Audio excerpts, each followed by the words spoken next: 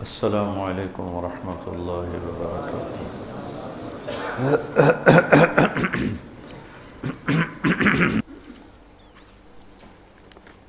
انفاق کو تھوڑا سا اور سود کو دوبارہ بیان کرتا ہوں۔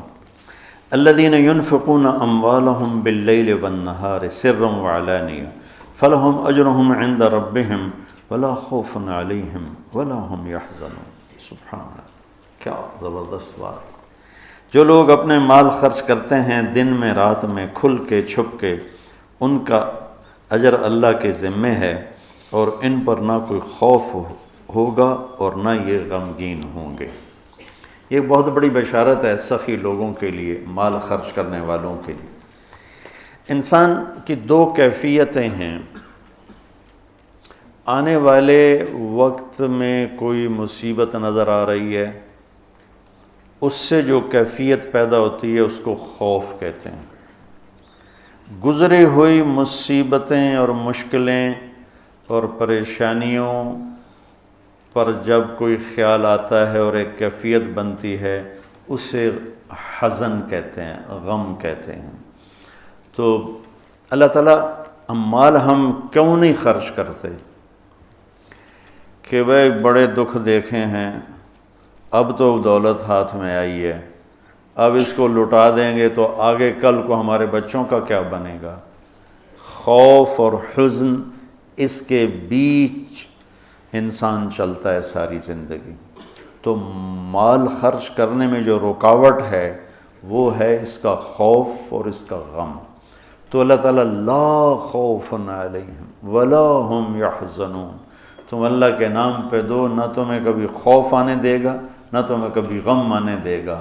اور جو سود والے ہیں ان کے لیے تباہی اور بربادی ہے، یہ یہاں بھی برباد ہیں، یہ آگے بھی برباد۔ میں نے کل بھی بتایا تھا کہ پرسوں کہ سود خور، اللہ کے نبی نے دیکھا معراج میں لوگوں کو سزا مل رہی ہے۔ سود خوروں کی سزا سب سے عجیب تھی کہ ان کے پیٹ گنبد کی طرح اور سانپ اندر گھسے ہوئے تھے، ان کو اندر سے کاٹ رہے تھے، جو دکھ اور درد میں سب سے خوفناک چیز بن جاتی ہے، اندر سے ان کو سانپ وار کر رہے تھے۔ تو مال خرچ کرنا، اللہ سے سخاوت مانگو، یہ دعا مانگا کرو، یا اللہ مجھے سخی بنا، کہ اللہ تعالیٰ سخی سے دوستی توڑتا نہیں اور بخیل سے دوستی لگاتا نہیں۔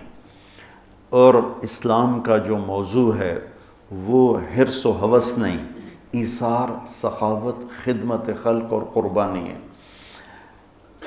ابو قتادہ رضی اللہ تعالیٰ عنہ نے لینا تھا قرضہ کسی سے،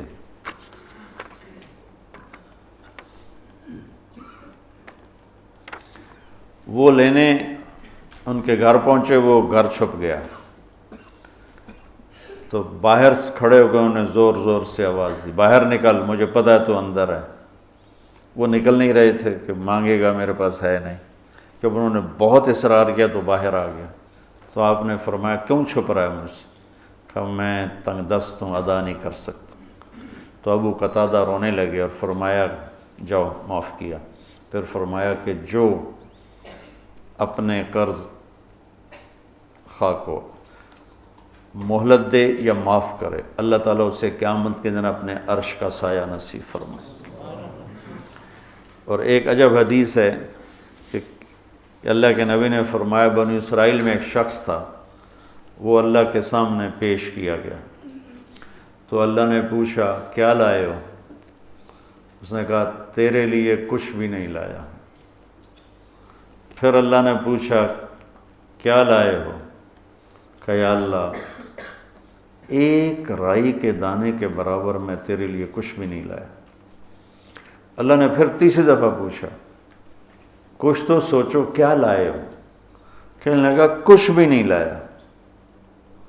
پھر کہنے لگا ایک بات ہے، اگر وہ تیری بارگاہ میں کوئی اس کی قیمت ہے تو۔ اللہ کو تو سارا پتہ تھا۔ اللہ نے پوچھا کیا؟ کہنے لگا تو نے مجھے مال دیا تھا تو میں تجارت کرتا تھا، لوگوں کو مال اٹھواتا تھا، جو پیسے نہیں دیتا تھا اور دے سکتا تھا تو میں اسے تنگ نہیں کرتا تھا کہ پیمنٹ پہنچاؤ، میں اسے مہلت دیے رکھتا تھا، جب دے ٹھیک، اور جو تنگ دست ہو جاتا تھا، کوئی نقصان ہو جاتا تھا، تو میں کہتا تھا چلو اس کو معافی کر دو۔ تو اس پر اللہ تعالیٰ نے فرمایا تو میرے جیسا بننا چاہتا ہے، یہ تو میری صفت ہے کہ میں اپنے بندوں کو معاف کرتا ہوں، مہلت دیتا ہوں، چل بس اسی پر تجھے جنت کا فیصلہ، نہ نماز، نہ روزہ، نہ حج، نہ زکوٰۃ، نہ ذکر، نہ تلاوت، کچھ بھی نہیں، صرف اللہ کے بندوں کے ساتھ۔ اب یہ مزاج شریعت ہے۔ اور سود کیا ہے کہ اگلے کا خون نچوڑ لو، اس کی رگوں میں جو بہتے والا خون ہے وہ بھی نکال لو۔ تو سود خود غرضی، حرص و ہوس اور لالچ کی بنیاد پر ہے، اور اسلام ایثار، قربانی کی بنیاد پر ہے۔ مدینے کے نبوی دور کی کیا زندگی، ایک صحابی نے بکرے کو ذبح کیا، اس کی سری ایک گھر بھیجی، اس نے کہا ہمارا تو آج کی روٹی ہے، اس کو دے دو، وہ اس کے گھر چلی گئی۔ انہیں کہا ہمارے گھر آج کا کھانا ہے، اگلے کو دے دو، وہ اگلے گھر چلی گئی۔ انہیں کہا ہمارے پاس آج کا کھانا ہے، اگلے کو دے دو۔ 7 گھروں میں سری چکر کاٹ کے پھر پہلے گھر میں آ کے اگلے کو دے دو، اگلے کو دے دو، اگلے کو دے دو، اگلے کو دے دو۔ یہ اسلام کا ذوق ہے اور مزاج ہے، سخاوت، لوگوں کی خدمت، لوگوں کے کام آنا۔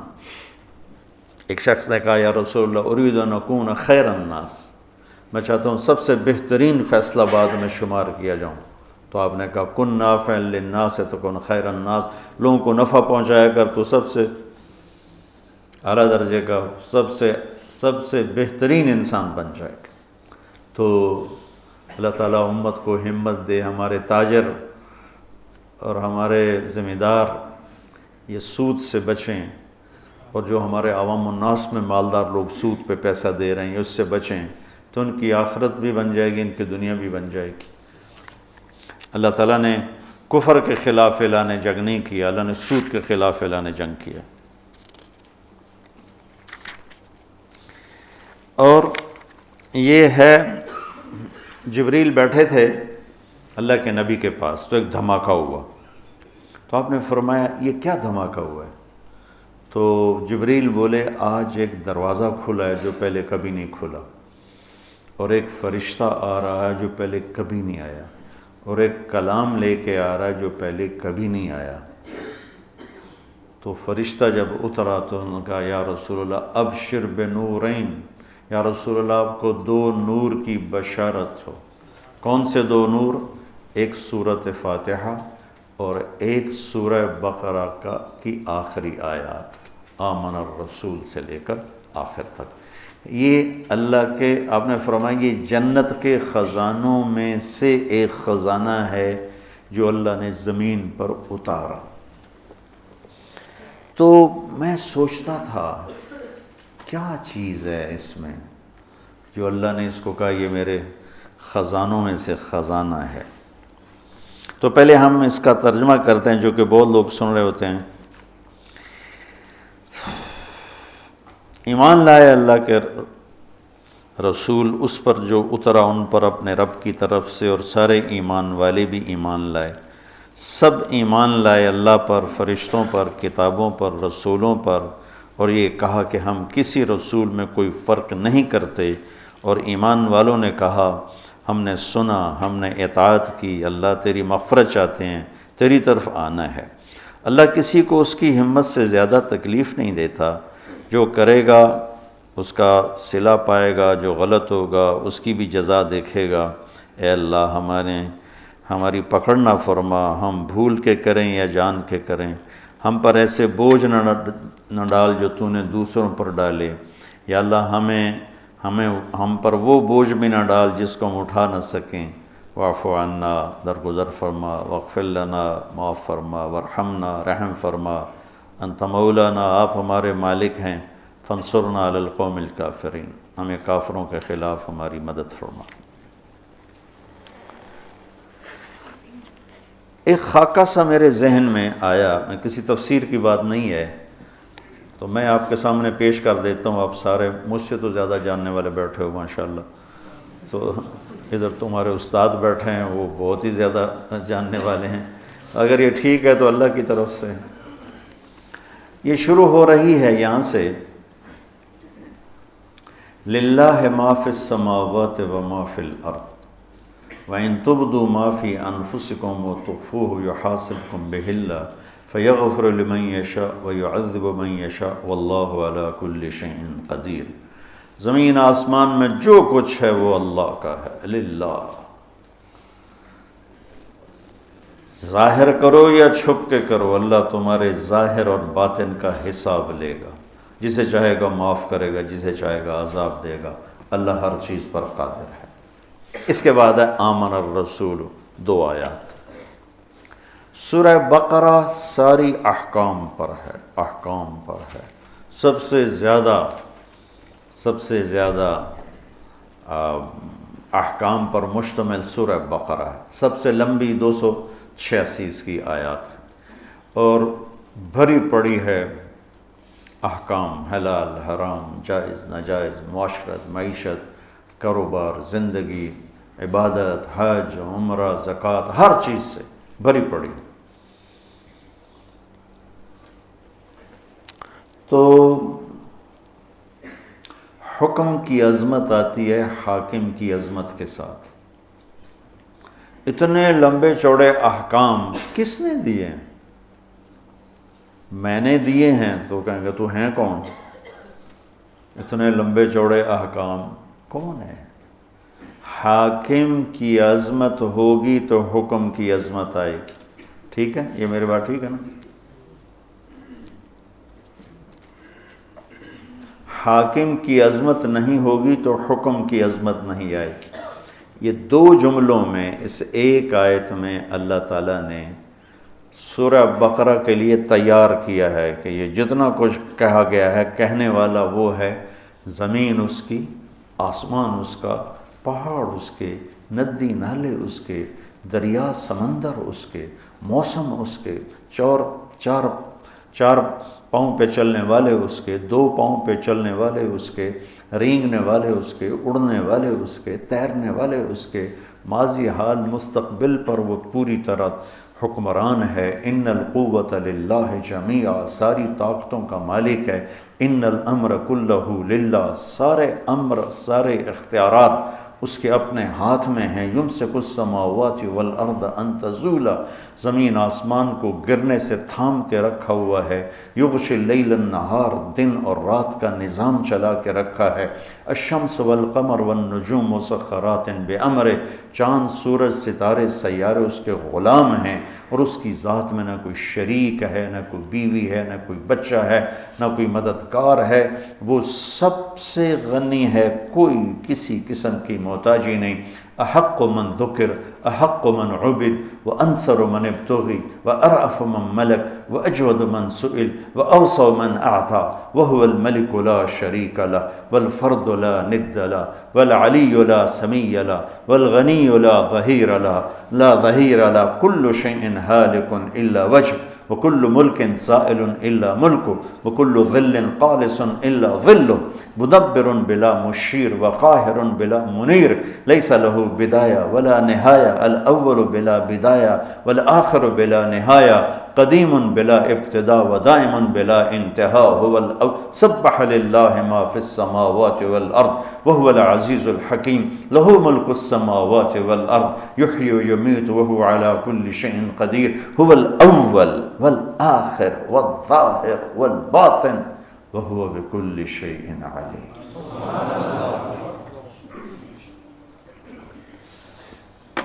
حاکم کی عظمت ہوگی تو حکم کی عظمت ہے۔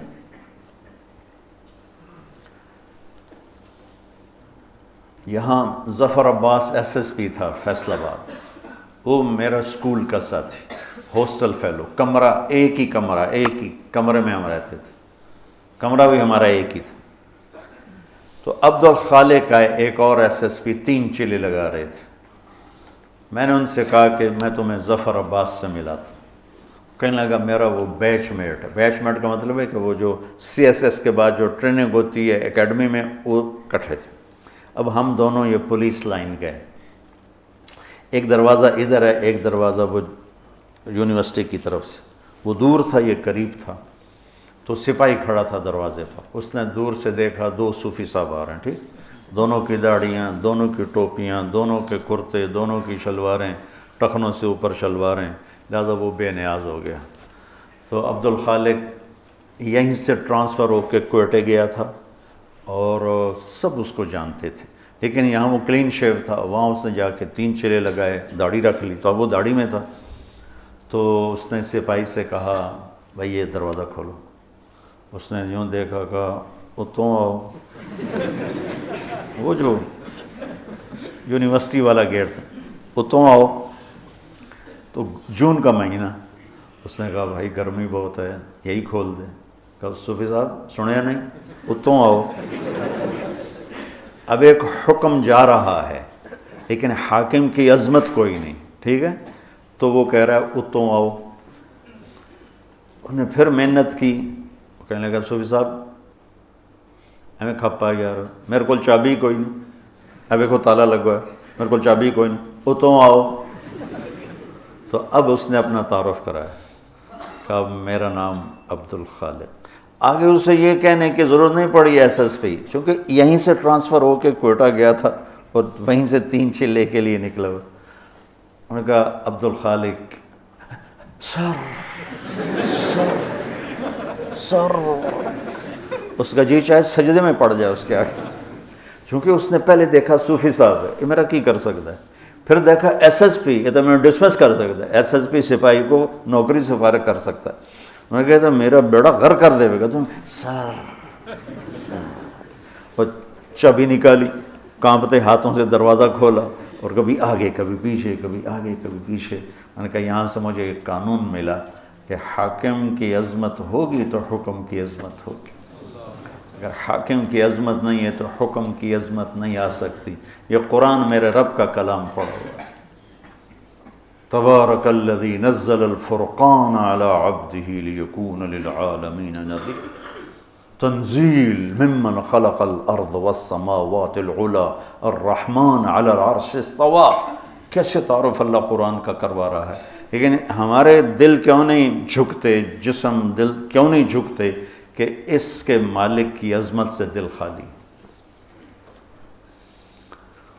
تو سورہ بقرہ پر اللہ تیار کر رہا ہے، تو اللہ اپنا تعارف کرا رہا ہے، سمجھتے ہو میں کون ہوں، میں یہ ہوں، میں یہ ہوں، میں یہ ہوں، تمہارے اندر کو بھی جانتا ہوں، باہر کو بھی جانتا ہوں، یعلم السر و اخفا۔ اخفا کہتے ہیں کہ ہونٹ بند لیکن آدمی بول رہا ہے، اللہ تعالیٰ اس کو بھی سنتا۔ وَإِن تُبْدُوا مَا فِي أَنفُسِكُمْ أَوْ تُخْفُوهُ، تخفو وساوس، خیالات، اللہ وہ بھی دیکھے، لہٰذا خیالات پہ پکڑے، تمہارے ظاہری اعمال پہ پکڑے اس کو، قدرت ہر چیز پر قادر ہے۔ تو مانو گے میری؟ تو بندے کہتے ہیں جی مانیں گے۔ تو کہا پھر چلو لائن میں آ جاؤ، آمن الرسول بما انزل الیہ من ربہ والمؤمنون۔ یہ اب نوکری تو ہو چکی ہے، اب ایک تحریری معاہدہ ہو رہا ہے کہ تم نے کیا کیا مان کے چلنا ہے، کیا کیا مان کے چلنا ہے۔ تو جو کچھ اللہ کہہ رہا ہے وہ تم نے کرنا ہے، کتاب، انبیاء، رسول، یہ ایمان کی کیا بات ہے کہ جو کچھ میرا رب کہہ رہا ہے وہ سارا کچھ کرنا ہے۔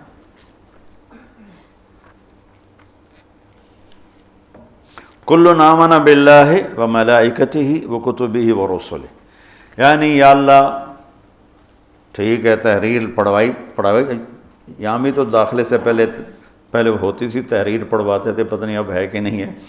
تو یہ ہے پڑھ لو، اسے کرو گے نا؟ ہاں جی کروں گا۔ تو پھر اللہ تھوڑا اس کو نا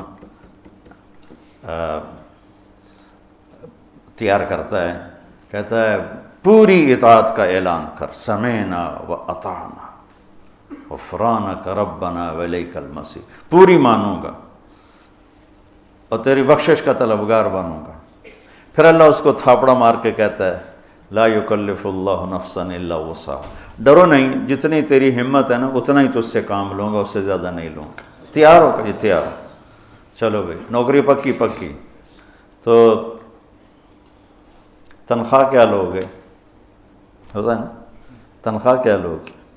وہ کہتا ہے جی میں اتنی لوں گا اور میری یہ شرط ہے، میرا یہ ڈیمانڈ ہے، میری یہ ڈیمانڈ۔ یہاں الٹا ہو رہا ہے۔ ہماری کوشش ہوتی ہے کہ نوکر سے کام زیادہ لیں، تنخواہ تھوڑی دیں، اور کام کرنے والے کی کوشش ہوتی ہے کام تھوڑا کروں، تنخواہ زیادہ ہو۔ یہ دونوں طرف کی نفسیات۔ کاروباری آدمی کہتا ہے وہ تلاش کرو جو کام زیادہ دے، پیسے تھوڑے لے، اور کام کرنے والا کہتا ہے وہ بندہ تلاش کرو جو پیسے زیادہ دے اور کام تھوڑا لے۔ تو اب اللہ کی ذات سامنے ہے اور اس سے یہ لکھت پڑھت ہو رہی ہے، تو اب اللہ تعالیٰ کہتا ہے مجھ سے کچھ سہولتیں مانگ لیں۔ سہولتیں مانگنے کی پیشکش مل والا نہیں کرتا، فیکٹری والا نہیں کرتا، کاروبار والا نہیں کرتا، وہ کام کرنے والا خود کہتا ہے جی میری یہ بھی ڈیمانڈ ہے، میری یہ بھی ڈیمانڈ ہے، میری یہ بھی ڈیمانڈ ہے۔ تو وہ کہ ہاں جی ہاں آپ کی اتنی پوری کر سکتے ہیں، اتنی پوری نہیں کر سکتے، ہم آپ کو ایک گاڑی دیں گے، دو نہیں دے سکتے، ہم آپ کو فلاں گاڑی دیں گے، فلاں نہیں دے سکتے۔ تو نوکر مانگتا ہے سہولت اور مالک کچھ دیتا ہے، کچھ روکتا ہے۔ یہاں الٹا ہو رہا ہے۔ سورہ بقرہ کے ساتھ ہم عہد کر چکے ہیں، اور تحریری معاہدہ ہونے کے بعد اللہ کہتا ہے کوئی سہولت تو مانگ، کوئی سہولت تو مانگ مجھ سے۔ وہ کہتا ہے اللہ تو ہی بتا کیا مانگوں؟ تو اللہ کہتا ہے تو کہہ، سبحان، تو یوں کہے کہ یا اللہ، پہلے میری ایک مثال سنو۔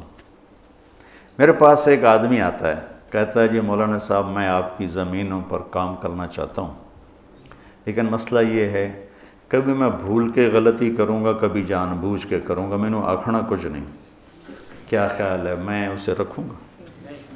میں کہوں گا پتر او دروازہ ہی او تو نکل جائے۔ تو اللہ کہہ رہا ہے میرا بندہ مجھ سے سہولت مانگ، کیا؟ یا اللہ لا تؤاخذنا ان نسینا او اخطانا، یا اللہ کبھی تو ہوگا گڑبڑ معاملہ، بھول گئے، اور کبھی خطا ہوگی، بھولے نہیں ہوں گے، جان کے خطا کی ہوگی، پر کچھ کہنا نہیں ہمیں، نوکری پکی رکھنا میری۔ اللہ نے کہا ٹھیک ہے۔ یہ اللہ کہہ رہا ہے کہ یہ مانگ مجھ سے، یہ مانگ اللہ کہلوا رہا ہے کہ یہ مانگ مجھ سے کہ میں تیری جان بوجھ کے غلطی پر بھی نوکری سے فارغ نہ کروں اور بھول والی بھی فارغ نہ کروں۔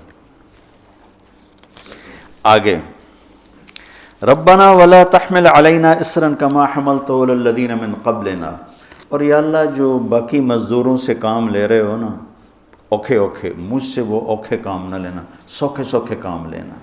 جو بنی اسرائیل سے تو نے بڑے بڑے کام لیے نا مشکل، وہ مجھ سے نہیں ہوتے، سوکھے سوکھے کام لینا جو آسان ہوں، تنخواہ زیادہ ہو، کام سوکھا ہو۔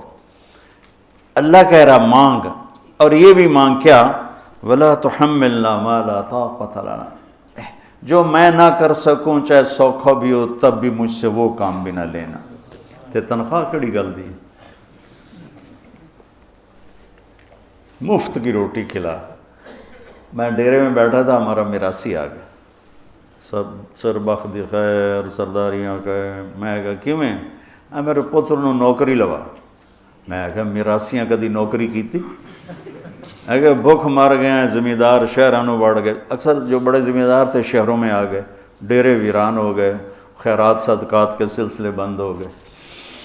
تو ہم نے اللہ کے فضل سے اپنا ڈیرہ بھی آباد رکھا ہوا ہے اور اپنا شہر بھی آباد رکھا ہوا ہے۔ تو میں کہا نوکری کر سیں کہ جی کرنا ہے جی، بھوک مردے پہ ہیں۔ تو میں نے وہ کوٹ ادو تھی فاطمہ شوگر مل، اس کے جو تھے نا جی ایم میرے دوست تھے، میں نے ان کو فون کیا کہ اس طرح ایک ہمارا بچہ آپ نوکری پہ رکھ لیں، کہاں بھیج دیں، ہم لیبر میں لے لیں گے، مزدوروں میں۔ تو میں نے اسی رو میں کہہ دیا چاچا انہوں لے جا کوٹ ادو، انہوں لیبر چ رکھ لے سے، سر بخ دی خیر آباد رمن میاں اللہ بخ دے دے رہے۔ ایک ہفتہ گزرا تو دونوں باپ بیٹا پھر دیرے پہنچے ہوئے۔ میں کہ میں نوکری واسطے گلے آئی تھی کدی آ گیا.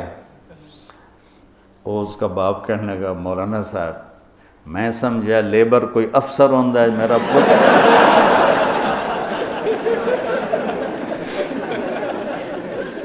میرا پتر افسر لگدا انہیں تو بوریاں ڈھومن تے لا چھڑیا بلا سا مراسیاں کدی بوریاں چاہیاں.